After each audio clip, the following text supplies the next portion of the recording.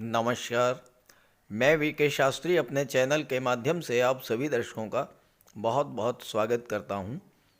28 दिसंबर को एक बहुत ही अद्भुत विलक्षण ज्योतिषी घटना घटित होने जा रही है आपके जीवन में। ग्रहों के सेनापति मंगल राशि परिवर्तन करेंगे और अपनी वृश्चिक राशि को छोड़कर देवगुरु बृहस्पति की राशि धनु राशि में गोचर करेंगे और 5 फरवरी तक मंगल का गोचर धनु राशि में ही रहेगा। वर्तमान में धनु राशि में ग्रहों के राजा सूर्य भी गोचर कर रहे हैं और धनु राशि में सूर्य मंगल की युति भी 14 जनवरी तक बनेगी। धनु राशि अग्नि तत्व की राशि है और सूर्य मंगल भी अग्नि तत्व ग्रह हैं। तात्विक समानता के कारण धनु राशि में मंगल और भी अधिक बलवान होंगे। साथ ही साथ गुरु मंगल का परिवर्तन योग भी बनेगा। गुरु का गोचर मंगल की राशि मेष राशि में होगा और मंगल का गोचर गुरु की राशि धनु राशि में होगा। ये एक ऐसा कॉम्बिनेशन बन रहा है जिसमें राजा, सेनापति और मंगल ऐसा लगता है कि तीनों ही कोई बड़ी मंत्रणा कर रहे हैं। ये स्थिति सभी राशि के जातकों के लिए बहुत ही अच्छी है। जब तीनों ही ग्रह शुभ स्थिति में गोचर करते हुए उनके जीवन में नई ऊर्जा, नूतन परिवर्तन और हर तरह का लाभ देने की स्थिति में होंगे। इस गोचर की सबसे अच्छी बात ये होगी कि मंगल से शनि और राहु की दृष्टि हट जाएगी और मंगल अपना शुभ फल देने में सक्षम होंगे। इसके अलावा मंगल की चौथी दृष्टि राहु पर पड़ेगी।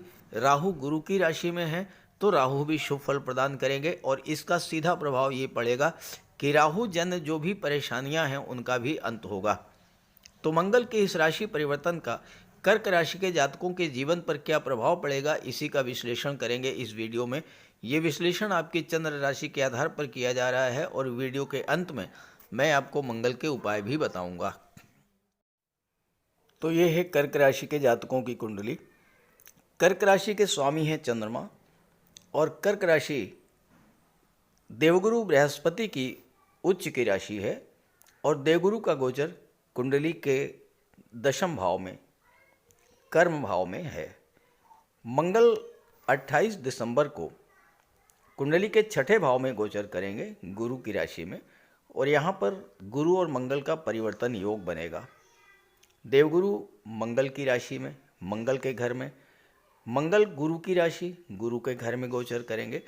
तो दोनों ही मंगल और गुरु दोनों ही आपके लिए बहुत शुभ फल प्रदान करेंगे। मंगल का गोचर छठे भाव में है और मंगल एक ऐसे ग्रह हैं जो कुंडली के तीसरे भाव, छठे भाव और 11वें भाव, इन तीनों भाव में बहुत अच्छा रिजल्ट देते हैं। मंगल का पिछला गोचर, चूँकि वर्तमान में अभी मंगल आपकी कुंडली के पंचम भाव में गोचर कर रहे हैं 16 नवंबर से और 28 दिसंबर तक पंचम में ही गोचर करेंगे। यहाँ पर गोचर करते हुए मंगल की दृष्टि लाभ के भाव पर पड़ रही थी और आपको मंगल के इस गोचर में बहुत अच्छा फल मिलना चाहिए था, क्योंकि मंगल त्रिकोण के भाव में गोचर कर रहे थे और अपनी ही राशि में गोचर कर रहे थे। लेकिन हुआ क्या कि मंगल पर शनि की दशम दृष्टि पड़ी और राहु की नवम दृष्टि पड़ी। दो पाप ग्रहों की दृष्टि जब मंगल पर पड़ी तो मंगल पीड़ित हो गए और मंगल के पीड़ित होने से मंगल के जो शुभ फल आपको मिलने चाहिए थे वो नहीं मिला। यहाँ पर मंगल पर राहु की दृष्टि पड़ने से छात्रों के लिए मंगल का गोचर अच्छा नहीं रहा।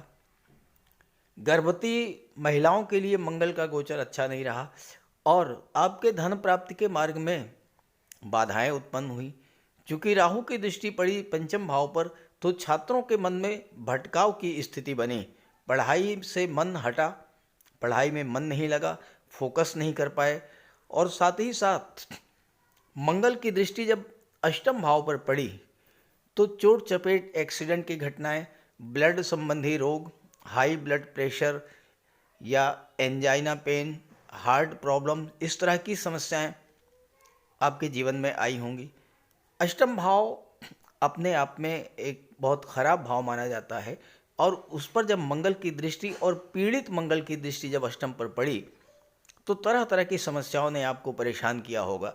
धन संबंधी समस्याएं, परिवार और रिश्ते नातों संबंधी समस्याएं, कैरियर और शिक्षा संबंधी समस्याएं, भाग्य का साथ ना मिलना, जीवन साथी का स्वास्थ्य खराब होना, अपना स्वास्थ्य खराब होना, इस तरह की समस्याएं आपके जीवन में आई होंगी और इससे आप बहुत ज़्यादा परेशान होंगे। लेकिन अब जब मंगल राशि परिवर्तन करके 28 दिसंबर को छठे भाव में आएंगे तो आपको इन सभी समस्याओं से मुक्ति मिलने जा रही है। जैसे ही मंगल 28 दिसंबर को राशि परिवर्तन करेंगे, मंगल के पीड़ित होने के कारण, मंगल पर शनि और राहु की दृष्टि पड़ने के कारण जो समस्याएं आप झेल रहे थे पिछले माह से, उन समस्याओं का अंत होना शुरू हो जाएगा। मंगल छठे भाव में बहुत अच्छा रिजल्ट देते हैं और यहाँ तो अपने मित्र की राशि में है, गुरु की राशि में है, जो कि ज्ञान के कारक हैं, धन के कारक हैं, संतान के कारक हैं, भाग्य के कारक हैं। ऐसे गुरु की राशि में जब मंगल गोचर करेंगे तो हर दृष्टि से ये गोचर आपके लिए शुभ होगा, हर क्षेत्र में सफलता मिलेगी। छठा भाव जो होता है वो रोग, ऋण और शत्रु का होता है। यहाँ पर मंगल आपकी रोगों से रक्षा करेंगे, शत्रुओं को पराजित करेंगे और कोई कर्ज अगर है तो वो भी समाप्त होगा। छठा भाव जो होता है ये कंपटीशन का होता है और मंगल पंचम के स्वामी होकर के जब छठे में गोचर करेंगे तो छात्रों के लिए मंगल का ये गोचर बहुत ही शुभ फल देने वाला होगा। खास करके वो छात्र जो कि उच्च प्रशासनिक सेवाओं की तैयारी कर रहे हैं, वो छात्र जो कि डिफेंस सर्विसेज की तैयारी कर रहे हैं, जो पुलिस विभाग के लिए तैयारी कर रहे हैं, मेडिकल और सर्जरी या इंजीनियरिंग और टेक्नोलॉजी के क्षेत्र में जो तैयारी कर रहे हैं, उनके लिए मंगल का ये गोचर विशेष फलदायी होगा।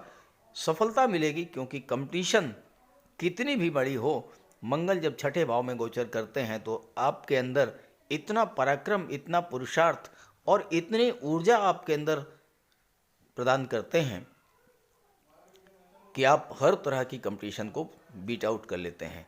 क्योंकि यहाँ पर गोचर करते हुए मंगल की चौथी दृष्टि भाग्य के भाव पर पड़ेगी तो भाग्य का भी आपको साथ मिलेगा। और चूंकि राहु पर मंगल की दृष्टि पड़ रही है और राहु गुरु की राशि में है तो भाग्य साथ देगा। गुरु कार्य क्षेत्र में दशम भाव में गोचर कर रहे हैं। आपके जो कार्य अधूरे रह गए थे, जो कार्य आपके बिगड़ चुके थे, वो आप फिर से शुरू करेंगे। कोई नया काम, नया व्यापार, नई नौकरी आप इस समय शुरू कर सकते हैं। सबसे बड़ी बात यह होगी कि मंगल की दृष्टि 12वें भाव पर पड़ेगी और 12वें भाव पर पड़ने से आपकी विदेश जाने की इच्छा जो काफ़ी दिनों से अधूरी थी, वो इच्छा पूरी होगी। अगर आप मेडिकल और सर्जरी से संबंध रखते हैं, डॉक्टर हैं, नर्स हैं, कंपाउंडर हैं, मेडिकल सर्जन हैं, या आपका किसी तरह से चिकित्सा जगत से संबंधित व्यापार व्यवसाय है, उसके लिए मंगल का ये गोचर बहुत शुभ फल देने वाला होगा। क्योंकि मंगल 12वें भाव पर दृष्टि डाल रहे हैं और 12वें भाव के स्वामी बुध हैं जो कि व्यापार के कारक होते हैं, तो इस समय विदेशी व्यापार के लिए भी मंगल का गोचर विशेष शुभ फल देने वाला होगा और विदेशों से आपको धन की प्राप्ति होगी। मंगल की दृष्टि आपके लग्न के भाव पर पड़ेगी। आपके अंदर जो नेगेटिविटी घर भर गई थी, आपके अंदर जो एक डर, एक भय, एक आशंका, एक चिंता, एक तनाव, ये सब समाप्त होगा। मंगल आपके अंदर एक नए उत्साह, नए पराक्रम की शुरुआत करेंगे। आप नए उत्साह के साथ, नई ऊर्जा के साथ अपने कार्य क्षेत्र में आगे बढ़ेंगे। क्योंकि मंगल दशम के स्वामी होकर के छठे में बैठे हैं। आपके करियर का संबंध जो है दशम भाव से बन रहा है। दशम के स्वामी होकर छठे भाव में बैठे हुए हैं तो कार्य क्षेत्र में किसी तरह की कोई भी कंपटीशन होगी, कितनी बड़ी से बड़ी चैलेंज होगी, इसे आप पूरी तरह से सफलता अर्जित करेंगे। क्योंकि मंगल सेनापति हैं। सेनापति कभी भी हारना नहीं जानता, सेनापति कभी भी डरना नहीं जानता, झुकना नहीं जानता। सेनापति सिर्फ और सिर्फ जीतना जानता है। यहाँ मंगल दशम के स्वामी होकर के जब छठे में गोचर करेंगे और गुरु की राशि में, तो कार्य क्षेत्र में कितना भी बड़ा चैलेंज हो उसको आप पूरा करेंगे। क्योंकि भाग्य का साथ मिलेगा, गुरु का साथ मिलेगा, पिता का साथ मिलेगा। लेकिन यहाँ पर दो तीन चीज़ें आपको ध्यान से समझनी है। भाग्य का पूरा पूरा साथ आपको मिले, इसलिए इसके लिए आप दशम भाव को, नवम भाव को मजबूत कीजिए। नवम भाव में राहु बैठे हैं। राहु का सबसे बड़ा उपाय है इस गोचर काल में एक बार कम से कम गंगा स्नान जरूर कीजिए। धार्मिक यात्राओं पर जाइए। उच्च शिक्षा के लिए आपके विदेश जाने का प्रबल योग बन रहा है। साथ ही साथ घर पर कोई पूजा पाठ, मांगलिक या धार्मिक आयोजन भी अगर आप करते हैं तो विशेष फल आपको प्राप्त होगा। अब यहाँ पर कुछ बातें आपको समझनी है ध्यान से कि जब मंगल 28 दिसंबर को धनु राशि में आएंगे तो शुरू के जो 4-5 दिन हैं 28 दिसंबर से 1 जनवरी तक मंगल के साथ बुध का भी गोचर रहेगा और बुध वक्री अवस्था में रहेंगे, तो थोड़ा सावधान रहेंगे, विशेष सावधान रहना होगा। और साथ में लास्ट के जो 4-5 दिन हैं यानी 1 फरवरी से 5 फरवरी का जो गोचर काल है उसमें राहु का और मंगल का अंश बल लगभग बराबर होगा। यहाँ भी आपको सावधान रहना पड़ेगा। वाणी पर संयम रखें, जल्दबाजी में कोई एक्शन ना लें, स्वास्थ्य का ध्यान रखें, बिला वजह के लड़ाई झगड़ों से बच कर रहें, वाहन चलाते समय सावधानी बरतें और अगर कोई ऑपरेशन आपका होना है तो उसे ज़रूर टाल दें। 5 फरवरी के बाद की डेट ले लें। इस गोचर का पूरा पूरा लाभ उठाने के लिए आप बजरंगबली की शरण में जाएं, हनुमान चालीसा का पाठ करें और मंगल का उपाय अवश्य करें। बात करते हैं मंगल के उपायों पर।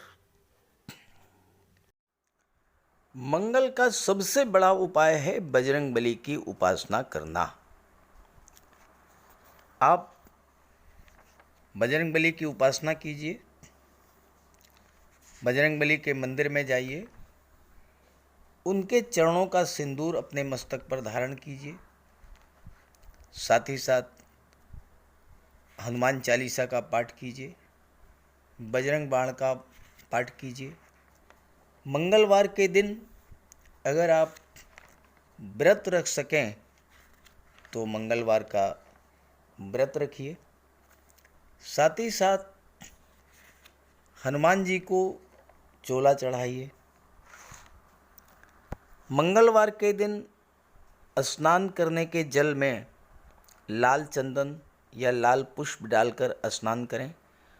स्नान करने के बाद लाल रंग के वस्त्र धारण करें। अगर नहीं कर सकते हैं लाल रंग के वस्त्र धारण तो कम से कम एक लाल रुमाल अपनी जेब में जरूर रखें। मंगलवार के दिन मंदिर में जाएं, बजरंगबली के लड्डू का भोग लगाएं और गरीबों में बांट दें। घर की दक्षिण पश्चिम दीवार पर उड़ते हुए हनुमान जी का चित्र लगाएं। साथ ही साथ गरीबों में लाल वस्त्र, मसूर, गुड़, लाल चंदन, मिठाई, लड्डू, बताशे, रेवड़ी ये सब बांटिए।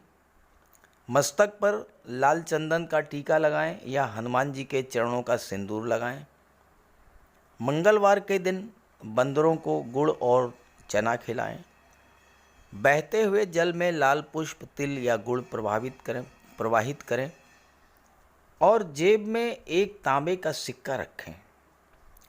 साथ ही साथ अगर आप मंगल के ये उपाय कर लेते हैं तो राहु भी नियंत्रित हो जाएंगे और शनि भी नियंत्रित हो जाएंगे, क्योंकि बजरंग बली की उपासना करने से राहु, मंगल और शनिदेव तीनों का ही उपाय हो जाता है। इसके अलावा एक चांदी की छोटी सी ठोस गोली चाहे आप जेब में रखें या चेन में पहन लें या ब्रेसलेट में लगा लें। अपने बैग में मोरपंख रखें और घर में भी मोरपंख लगा लें। मेन डोर पर, कार्यस्थल पर भी मोरपंख रखें, तो इससे राहु आपको परेशान नहीं कर पाएंगे। तो ये सब उपाय बहुत आसान हैं। सुंदरकांड का पाठ कीजिए, बजरंग बाण का पाठ कीजिए, हनुमान चालीसा का पाठ कीजिए। ऐसा कोई उपाय नहीं है जो आप नहीं कर सकते और आप इन उपायों को कीजिए, फिर देखिए आपको कितना बड़ा लाभ मिलता है। नमस्कार।